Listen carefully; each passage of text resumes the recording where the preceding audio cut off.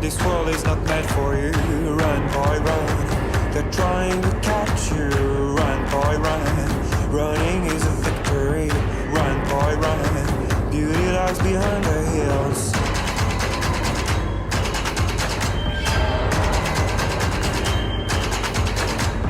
Run, boy, run. The sun will be guiding you.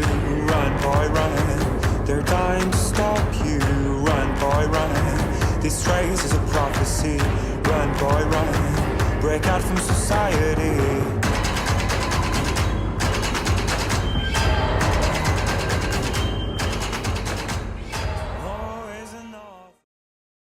Gregários e gregárias, aqui é Álvaro Pacheco para fazer um anúncio muito importante.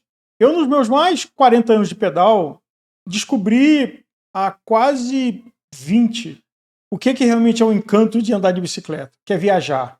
Que é você estar com seus amigos em lugares maravilhosos, seja numa competição, seja num lugar de conhecer. E aqui o Arthur Aldi, que está com a gente, que tem quase 20 anos que trabalha com esporte, há quase 10 organiza viagens. E aqui na Gregário a gente já teve muita conversa, tem muita gente boa que faz serviços de viagens e operações, e a gente já conversou com muita gente. Mas teve uma coisa especial que clicou entre o Arthur e eu, que o que a gente pode oferecer diferente para você que nos escuta, para quem está aqui no Brasil. Então, primeiro, Arthur, bem-vindo, prazer da gente estar junto aqui e anunciar que Velotrip e Gregário estão trazendo uma história diferente para quem gosta de viajar de bicicleta. Sem sombra de dúvida, Álvaro. Prazer é tudo meu. Muito feliz da Gregário ter abraçado essa parceria, né? Eu acho que, assim como você tinha comentado em relação a sonhos, eu acho que tudo parte de sonhos, né? E eu acredito que a realização desse projeto é um sonho pessoal e tudo que é bom a gente quer compartilhar, né? Então, eu acredito que a gente está nesse mesmo propósito.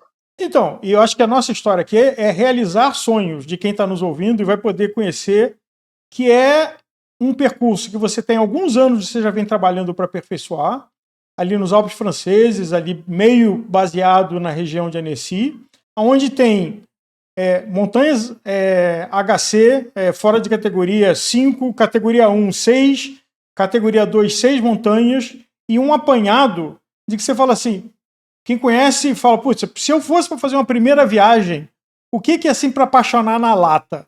Eu acho que esse é o roteiro que você fez. Então conta um pouco pra gente de como é que você construiu esse roteiro, porque essa é só uma das coisas que a gente vai estar oferecendo junto.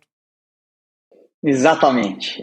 Esse roteiro, eu confesso que surgiu a partir de um almoço nos Alpes, especificamente numa cidade chamada Saint-Jean-de-Maurienne, em 2014, fui competir o L'Étape du Tour, e na mesa tinha aquela proteção da mesa, né? Aquela folha que eles colocam debaixo do prato, e ali tinham todas as montanhas da região, ali descritas, e eles colocavam eles categorizavam algumas montanhas como montanhas secretas, né?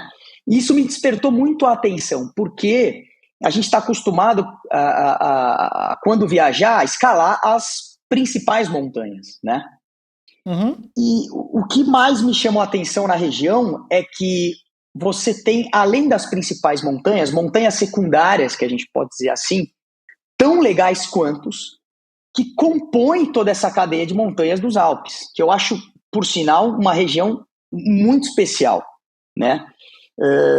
Porque no mesmo ponto de saída, e eu acho que isso que é uma das características desse training camp, é que você consegue escalar 17 montanhas, praticamente saindo todos os dias do mesmo ponto de partida, né? Com exceção de Annecy e no Alpe d'Huez, que você tem um deslocamento pequeno, para quem conhece aí em São Paulo, deslocamento São Paulo, Estrada dos Romeiros, é basicamente essa distância, né? Então, isso me despertou essa curiosidade. E nessa região, ela tem uma montanha, é pequena, mas eu acho a mais linda de todas, que é o Lacet de Montverny, que é aquela montanha serpenteada, esculpida na rocha, com tornantes a cada 50 metros, praticamente, né? Então, às vezes, até menos de 50 metros, você tem um outro laço, e por isso do nome, né, Lacet de Montverny, que Montverny é um vilarejo, muito charmoso, por sinal. E a partir disso, desse encantamento e desse conhecimento dessa folha, num almoço, eu criei o desafio pessoal de ticar essas. No entanto, eu até guardei, levei para o hotel, dia após dia eu fui ticando essas montanhas, né? Então, esse camp ele surgiu há mais de 8 anos, numa ideia inicial de ticar todas as montanhas daquela folha, né? Daquele papel de proteção de mesa. E ao longo desses anos, ano após ano, eu venho aperfeiçoando essa sequência, né? Porque, como são muitas montanhas, dependendo pela face da montanha que você sobe, você não consegue. Você está do lado oposto de uma montanha secundária. Então, o grande legal eu acho que a grande sacada desse camp é que você otimiza todos os dias. Para você subir uma montanha ao Alconcur, eu não preciso subir diretamente focado nela. Eu posso subir por montanhas categoria 2, passar por uma outra categoria 1, que vai cair no meio dessa HC, dessa Alconcur, que me leva até o topo, que é o objetivo final, né? Agora, uma coisa importante desse desenho é de que você fala assim, putz, 5 fora de categoria, 6 categoria 1, 6 categoria 2, eu preciso ter 20 anos de idade, um FTP de 350 e estar rodando 30 mil quilômetros por mês para poder fazer essa viagem. Mas não é isso, né? Não. Eu confesso que em 2014, por não conhecer a região e não dominar a região, e hoje, anos depois, tendo estudado bastante, acertado e errado, né? Eu acho que a grande questão desse camp é que eu não digo errar, mas eu testei muitas variáveis para chegar numa fórmula mágica, de forma com que a gente consiga pedalar todos os dias e ter qualidade para o dia seguinte. Porque a região já proporciona um grade médio mais aceitável, né? Então, se você pesquisar o perfil das montanhas, você assusta na medida que você olha uma montanha HC, pegando ela do pé ao topo, mas ela se torna mais viável e mais gostosa, se a gente pode dizer assim, na medida que você vai escalando primeiro o entorno, vai te levando ao topo com alguns intervalos de descanso, né? Então, você consegue escalar no final do dia 2.000 metros, passando uma montanha categoria 2, uma montanha categoria 1, chegando no topo de uma HC, mas com alguns intervalos que dificilmente você teria se atacasse essa montanha HC direto, né, do pé ao topo. Então, tem algumas manhas, se a gente pode dizer assim, para escalar essas montanhas ao Alconcur, e aí eu já escalei outras, por exemplo, como Tourmalet, nos Pirineus, que não tem outra opção. Se você subir de Arzeles-Garzós ou de Pau, é uma subida só até o final. E essa região, ela te dá o benefício de você ter alternativas que te levem para o topo, mas de uma forma, eu acho que muito mais divertida, porque você escala montanhas secundárias, também presentes no Tour de France, mas que te levam ao topo da mesma forma, ou melhor, de uma forma mais econômica. Então, acho que o grande legal e o grande prazer de todos esses anos trabalhando nesse projeto é que, olhando ele agora, você não precisa ter toda essa quantidade de vantagem e nem toda essa quantidade de experiência para poder escalar dia após dia, todo dia uma montanha ao concurso. Agora, como é que você formatou isso? Porque, e você tem uma experiência memorável de servir, de certa forma de ser gregário, né? E de levar pessoas que elas se divirtam. Claro que o sofrimento está no pacote, todos nós temos esse lado masoquista, o desafio pessoal, etc. Mas quando você vai competir uma prova, o seu nível de apoio é quase nenhum. Você vai fazer um outro route, você vai fazer um L'Étape du Tour na Europa. Agora, que desenho, que quantidade de pessoas, que quantidade de staff tá para que quem tiver com a gente vai estar se divertindo e vai até escolhendo, putz, eu quero fazer, acordei meio pendurado hoje, vou fazer a primeira parte no carro e vou entrar mais para frente mas vou estar lá. Paralelamente aos training camps, eu tenho um time de ciclismo amador chamado Personal Team, que já foram para alguns training camps, inclusive. Então, eles já vivenciaram alguns roteiros na pele.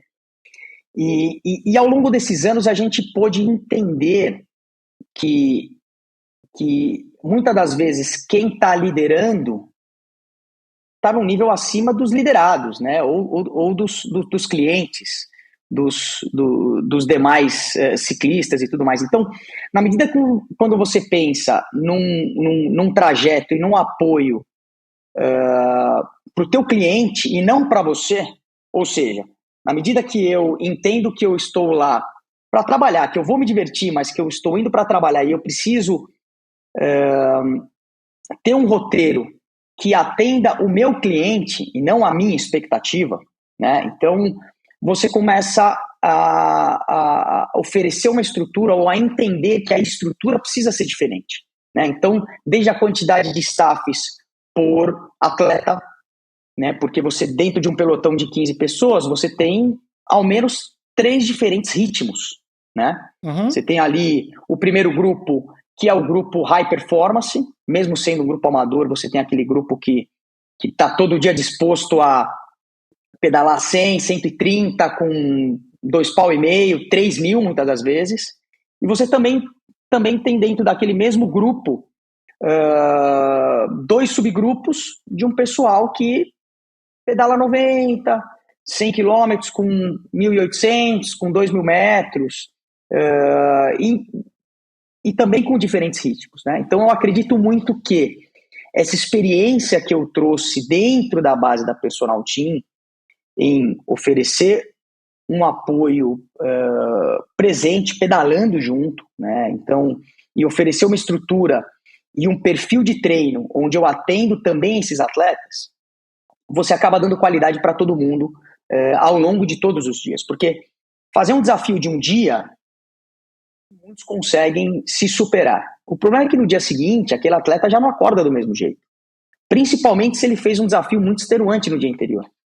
Então, o próprio camp ele foi construído de uma forma que até o cara lá na ponta, que tem uma performance diferenciada, ele consegue se divertir, ele consegue curtir, e até aquele atleta que tem, 2 anos de pedal, 3 anos de pedal, e ele quer também participar dessas montanhas principais, mas ele não está preparado para rodar 5, 6, 7 horas todos os dias, né? Então, você tem inclusive 2 ou 3 opções de percursos que levam ao mesmo topo, mas que para o pessoal que tem um pouco mais de performance ou que está com um pouco mais de apetite, você entrega um plus, você acaba atendendo todo mundo de forma com que todos saiam felizes, né? E tenham essa qualidade dia após dia. Essa questão de, poxa, de repente eu não dormi bem numa noite, acordei no dia seguinte não tão bem, o legal também é que na medida que você tem 2 opções, 3 opções de treino, esse atleta no dia seguinte, dependendo como ele acorda, ele pode também optar por, muitas das vezes, sair pedalando, só que fazer um treino um pouquinho mais curto, né? E aí, de repente, no dia seguinte ele acordou melhor, dormiu melhor, e aí vai querer fazer um treino um pouco mais longo. Então, você oferecer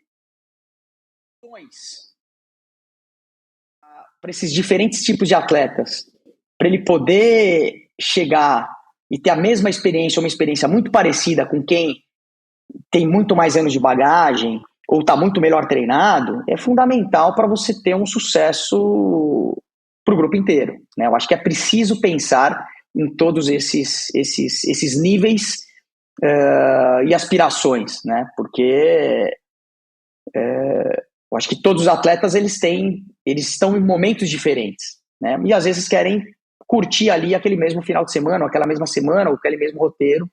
E quando você dá a opção, você acaba incentivando, inclusive, né, a realizar outros camps, a participar de outros camps, porque é muito divertido. Acho que para quem já competiu demais, Você poder parar para tirar uma foto durante uma montanha, sem aquele compromisso de tempo de corte e tudo mais, é muito melhor, né? Eu acho que duas coisas. O primeiro, de ter uma base que não anda, você está sempre dormindo no mesmo lugar, isso simplifica muito a logística, quantidade de bagagem para levar, porque você vai poder lavar roupa.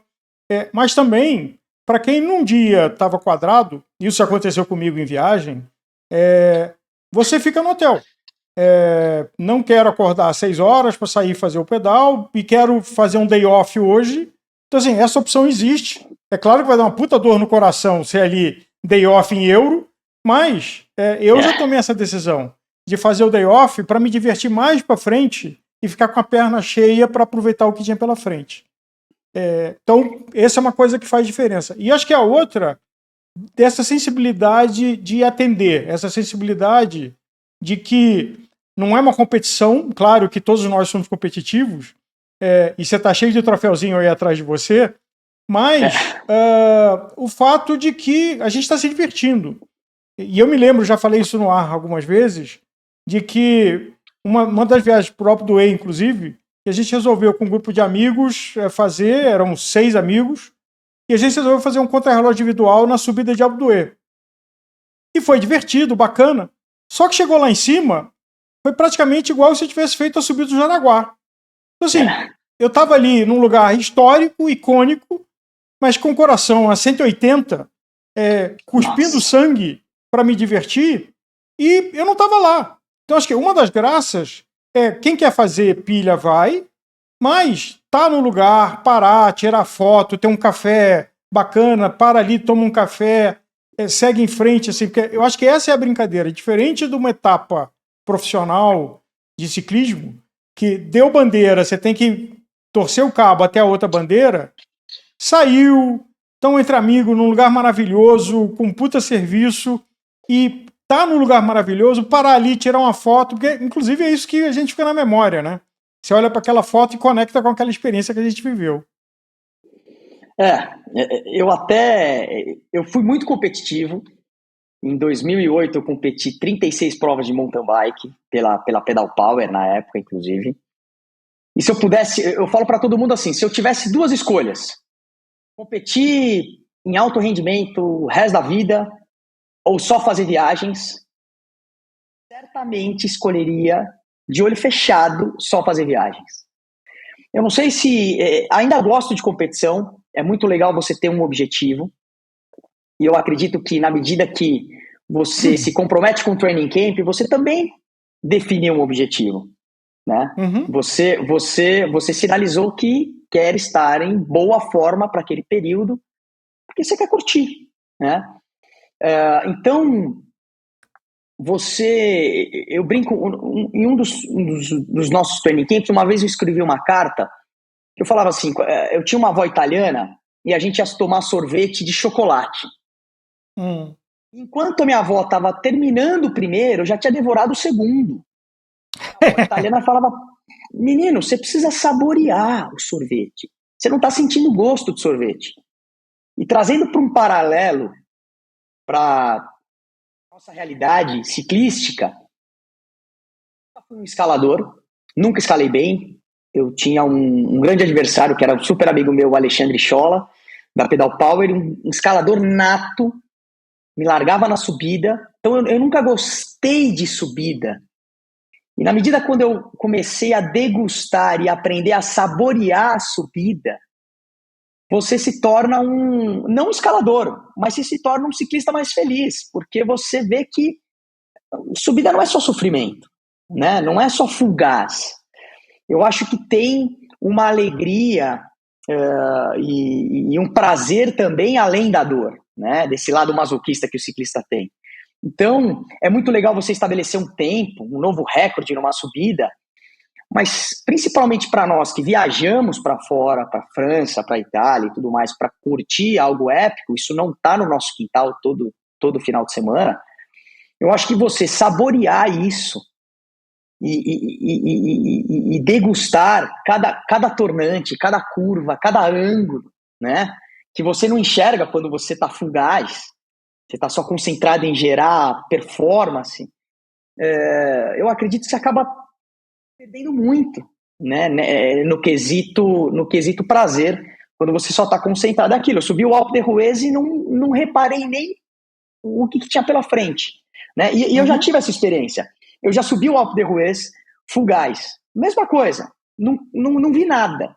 A única coisa daquela vez que eu me lembrava era um teleférico e uma ponte que eu passei no último final ali, que passava por debaixo de uma ponte, de uma passarela, ali no finalzinho. Nas outras vezes eu comecei a olhar um pouquinho mais, opa, peraí, aqui tem uma saída, aqui à esquerda tem outra saída, e depois eu fui conhecer essas saídas, que me levaram para lugares maravilhosos, entendeu? No topo do Alpe d'Huez também, chegava morto, queria descer direto. Poxa, se eu continuasse um pouquinho além, tinha um Col de la Confrère, 5 quilômetros depois, com uma vista maravilhosa.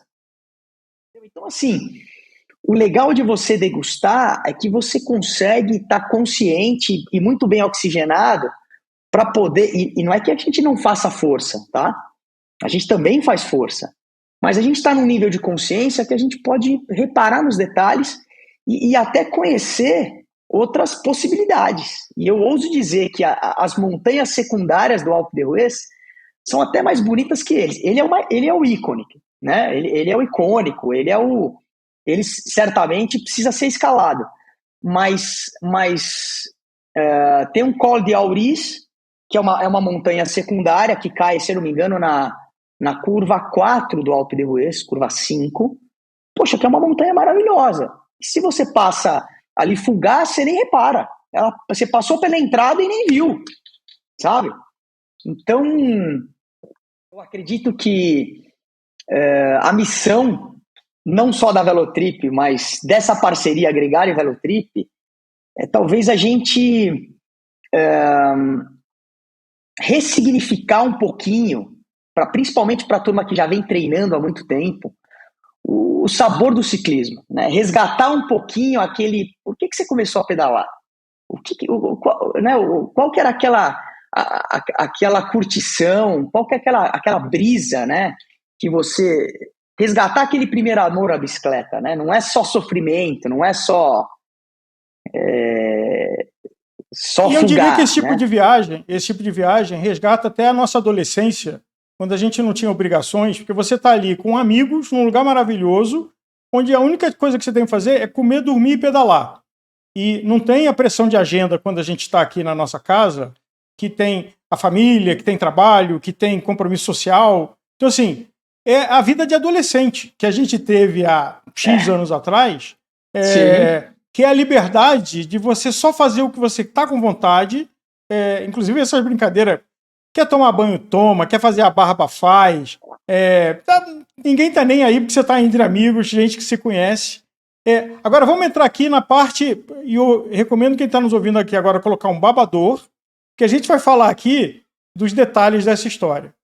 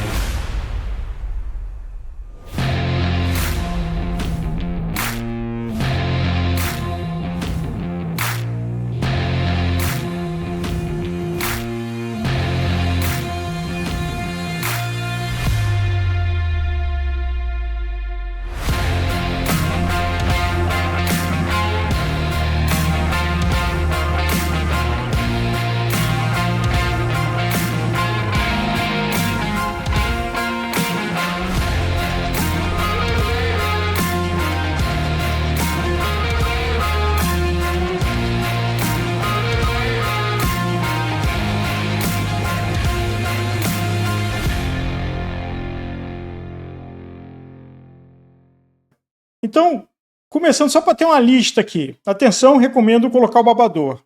Alpe Croix de Fer, Madeleine, Glandon, Galibier, Chaussy, Confrères, Col de Montlard, Télégraphe, Tossure, Villars-Notre-Dame, Montvenier, Port-Classe, Sapey, Sarenne, Montet de Saumon, Col-Loreté e, como você falou, Lacé e ainda as mega cereja do bolo da Route de Croix, que você fez uma alteração muito interessante e junto com Galibier. Então, essa história toda, quanto soma, assim, essa semana? Porque nós estamos falando aqui de quantos dias de pedal, para quantos quilômetros e quanto de altimetria acumulado? Então, a gente está falando todos os dias com 2 opções de treino, né? Levando em consideração para quem quiser fazer o roteiro mais fácil ou o roteiro mais curto, né? Para o nível mais intermediário, a gente está falando por volta de 340 a 350 quilômetros para 5 dias e 8.500 metros acumulados. Então, a gente está falando de treinos de aproximadamente 85 quilômetros com 1.800, 2.000, 2.150 para a turma que tem um nível intermediário, né? Para essa turma mais high performance, que quer performar, que quer escalar tudo e um pouco mais, a gente consegue chegar a próximos de 520, 550 quilômetros nesses mesmos 5 dias, com 11.650, 11.700 metros acumulados, que é bem expressivo, né? Aí a gente está falando de por volta de 100, 110 quilômetros por dia e no mínimo 2.200 metros escalados a 2.800. Então, e aí pego a minha experiência, porque quando a gente ouve esses números, assim, o número impressiona. Mas na hora que você está lá na empolgação, dormindo bem, comendo bem, principalmente que geralmente começa o pedal tipo 8, 9 da manhã, vai com 1 ou 2 paradas para estar de volta no hotel umas 4, 5 da tarde. Então, assim, é um passo bem tranquilo.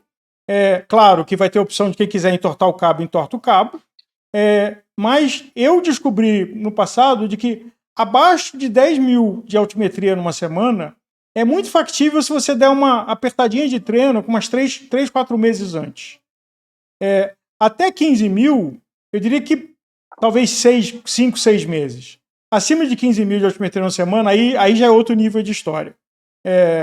E principalmente, porque se você for para um lugar, que não é o caso dos Alpes, que quase tudo é 6, 8%, mas, por exemplo, se você for para a Suíça, que tudo é acima de 9, 10, 12%, a perna sangra muito mais. Ou Espanha, né? Pirineus. Então, uma coisa que é bacana desse roteiro que você desenhou e que a gente vai estar ofertando junto, é que ele é muito factível. E aí, para quem está nos ouvindo aqui, e que já está aqui limpando a boca, salivando, são 2 saídas para 2025 que a gente vai fazer, né? Que datas são essas saídas? Então, a primeira delas é em junho, né? Junho, de 15 de junho a 21 de junho, primeiro semestre. Né? Então, são 7 dias, sendo eles 5 de pedais. Dá para encaixar um pedal muito curto no 6º dia, porque quem leva bicicleta precisa desmontar a bicicleta, colocar no malabike, a gente vai ter essa estrutura, mas a gente precisa de tempo suficiente para poder desmontar essas bicicletas e colocar no malabike. Eu acredito que depois de 5 dias, dificilmente alguém vai querer pedalar no 6º dia, tá? Até porque escalou todas as possibilidades da região, né? Eu acho que já vai tá saciado. Não tem como, depois de 5 dias, não estar saciado exatamente nessa região. E a gente vai ter uma segunda data, que é final de agosto de setembro. Exatamente nessa transição, a gente está definindo a data, vamos lançar, mas é exatamente nessa semana que finaliza-se agosto e início de setembro, que é um período onde você tem uma temperatura equilibrada, você ainda tem os restaurantes abertos, né? Porque 1 mês e meio depois o pessoal está descansando para depois começar a vir temporada de esqui, né? Então os caras fazem esse descanso aí, que eu já fui, inclusive, em novembro pedalar e tinha que almoçar, por exemplo, no Carrefour, porque não tinha restaurante aberto, né? Justamente por conta disso. Então, final de agosto, início de setembro é uma boa data para o segundo semestre para a gente pedalar. Inclusive a gente propôs de 31 de agosto a 6 de setembro. A gente está estudando essa data, mas tudo indica que seja de 31 de agosto a 6 de setembro no segundo semestre, né? Então, 2 saídas, uma em junho e julho e outra em agosto e setembro. E aí, você que está nos ouvindo, em breve a gente vai estar postando aqui como é que você se informa mais sobre os detalhes, que eu acho que está num bom momento para planejar o ano que vem, para se preparar, para negociar em casa, negociar no trabalho, e tá com a gente. Agora, não é só isso, né? Tem 2 outros roteiros que a gente vai estar oferecendo aqui na América do Sul para 2025. And see the world hanging upside down. You can understand dependence when you know their maker's land. So make your sirens call and sing all you want. I will not hear what you have to say, 'cause I need freedom now, and I need to know how to live my life as it's meant to be.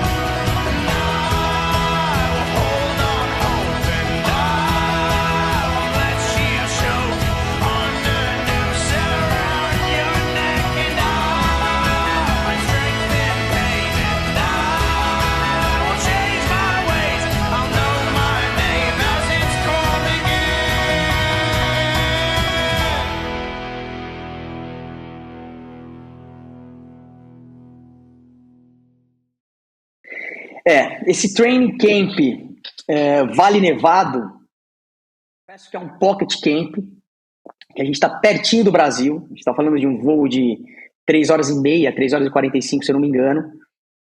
Inclusive, o Vale Nevado foi projetado por engenheiros franceses. Então, a próprio perfil da subida, que é uma estação de esqui, né? Muita gente esquia lá no inverno chileno. Muitos brasileiros costumam esquiar lá no inverno chileno. Inclusive, as pessoas que a gente costuma levar, os atletas que a gente costuma levar, é justamente por conta da curiosidade, porque eles costumam subir de carro todo esse trajeto, né? Que a gente está falando de 60 curvas até o topo, né? Então, a gente criou um training camp, que a gente já faz pelo menos há 6 anos, onde não só a gente escala o Vale Nevado, mas a gente também escala 2 outras montanhas, e aí Cuesta Chacabuco e Cuesta La Dormida, que ficam próximos do hotel, que também são assim padrão europeu, né?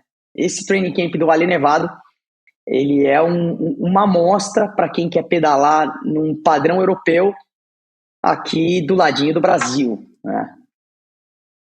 E que época vai ser esse de Vale Nevado? Esse Vale Nevado é em abril. Que inclusive tem uma turma que está saindo agora, que já está sold out, agora em 2024, né? 2024 a gente realizou em abril, fantástico. Teve até, inclusive, gente que foi em 2023, repetiu 2024, porque realmente é um pocket camp que você viaja na quarta e volta no domingo para jantar com a família, né? Então são 3 dias padrão europeu em termos de estrada, de movimentação extremamente baixa, e foi um sucesso, porque realmente 2 meses antes já tinha dado sold out, né? Para o segundo semestre nós não programamos, porque temos o Rio do Rastro, mas para o ano que vem tudo indica que a gente vai precisar de um Vale Nevado não só no primeiro semestre, mas no segundo, mas isso a gente vai deixar para definir mais para frente. E essa opção de Rio do Rastro, que também vai ter em 2025, que tipo de roteiro você desenhou? Porque tem muita gente que vai para o Rio do Rastro, muita gente que organiza grupos do Rio do Rastro, ali na Serra Catarinense. O que é o molho diferente que você veio construindo com a tua experiência? O Rio do Rastro, ele como é que eu posso dizer?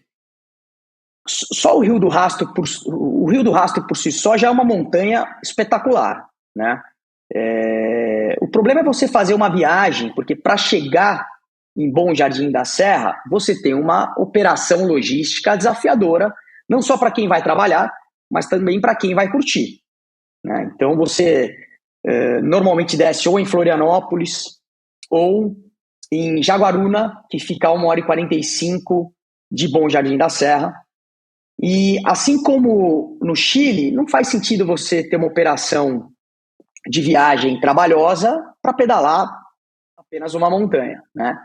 Então, a gente acabou definindo 2 outros roteiros que eu acho que são tão legais quanto a própria subida do Rio do Rastro, que é o famoso Morro da Igreja, que tem um trecho de cimento com grade que bate um instante, que bate 32 graus. É meio assustador. Você fala, poxa, 32 graus? Chega a bater 32 graus no canto interno da curva. Mas é um instante só. E com uma vista maravilhosa, panorâmica, para Pedra Furada, que é um cartão postal de Urubici, que é uma cidade vizinha a Bom Jardim da Serra, onde fica a Serra do Rio do Rastro. Então a gente montou 2 outros treinos além do Rio do Rastro, que é um bate-volta do Mirante a São Joaquim, que é uma cidade vizinha, um bate-volta para São Joaquim, uma estrada muito legal, com alguns rampetes mais curtos e rolados ao mesmo tempo, né? No segundo dia, a gente faz Bom Jardim da Serra, saindo do Mirante, até Urubici, no Morro da Igreja. Então, ao invés de a gente bater e voltar, a gente vai pedalando e volta de van, porque aí a gente está falando de um treino com 2 opções, 110 km e uma opção mais curta de 74, com o desafio do Morro da Igreja no final. E no último dia, no domingo, a gente faz a escalada da Serra do Rio do Rastro, que dá por volta de uns 35 km entre descida e subida, porque é o dia que a gente já retorna. No caso, para quem vem de São Paulo, retorna para São Paulo e também consegue, no final do dia, ainda jantar, comer uma pizza com a família, né? Então é bacana porque você consegue fazer uma viagem e aí domingo tá de volta para comer uma pizza com a família e não queimar essa carta para uma outra viagem um pouco mais longa, né? Agora, é importante, sempre grupos pequenos, no máximo 15 pessoas, sempre uma estrutura de apoio robusta, sempre um cuidado, que é aquela frase, é só comer, dormir e pedalar, o resto a gente toma conta. Deixa com a gente, exatamente. Por exemplo, essa viagem agora do Rio do Rastro, final do ano, a gente está indo com uma van e uma carretinha 100% fechada, 100% assegurada, então todo o transporte 100% assegurado de ida e de volta, independente do valor da bicicleta. Todo o transfer, buscando no aeroporto, levando para o hotel, do hotel para o aeroporto, a gente cuida de absolutamente tudo. Justamente para o pessoal se concentrar em curtir a experiência e ter o máximo de conforto possível. Lembrando que, nessa operação do Rio do Rastro, nós estamos indo com 15 atletas, sendo 3 staffs pedalando, mais 3 staffs, sendo um fotógrafo e 2 motoristas, né? Então, por trás dessa estrutura, também tem muita gente trabalhando para poder... A gente está falando de praticamente 1/3 de todo o grupo é staff, né? Justamente para oferecer toda essa tranquilidade, toda essa segurança, para a turma só montar na bicicleta e pedalar. E tudo isso num preço acessível, que é importante também, né? Sim. E que é um preço muito razoável, numa estrutura e com a tua experiência. E vale aqui um spoiler de que desde que a gente começou a construir essa relação, a gente está falando de algumas outras coisas que talvez a gente faça junto também para o ano que vem. de outros tipos de destino. Agora, fica com a gente aqui porque para 2025, primeiro semestre, Chile com Alpes franceses, segundo semestre, Alpes franceses com Rio do Rastro. Isso é só a base do que a gente está falando. Então, segue a gente aqui que você vai ter um link onde é que você vai se formar e reservar o teu lugar, porque são só 15 e eu suspeito que isso vai esgotar muito rápido. Muito rápido, não tenho dúvida. Arthur, prazer da gente estar junto. A iniciativa de começar essa conversa foi sua e eu te agradeço. Como eu já falei aqui, eu faz muito tempo que viajo e concordo com o que você disse antes. Há muito tempo eu não tenho mais interesse em competir e viajar é muito mais divertido e desafiador do que competir, principalmente quando você faz uma coisa de qualidade, com pouca gente, com staff que sabe o que está fazendo, cuidadoso. E tem um monte de gente competente oferecendo esse serviço no Brasil, mas acho que tem uma combinação do jeito que você faz, que bate muito com o que a gente aqui na Gregário quer oferecer para os nossos ouvintes. Então, você que está nos ouvindo, guarda o babador das coisas que a gente deu aqui. Isso aqui é só teaser. E em breve, muito em breve, você vai ter aqui um link para você saber mais informação e garantir o teu lugar, porque são só 15 vagas em cada viagem. É isso aí. Eu acho que o que vem pela frente sem sombra de dúvida, algo que, por mais que a gente tente definir em imagens, em vídeos, é algo que você vai ter que ver para crer, né? Você precisa estar lá para entender o que motiva e o que motivou essa parceria para viabilizar essas viagens. Fica ligado, porque tem coisa inesquecível que você vai fazer junto com a gente. Bora com tudo.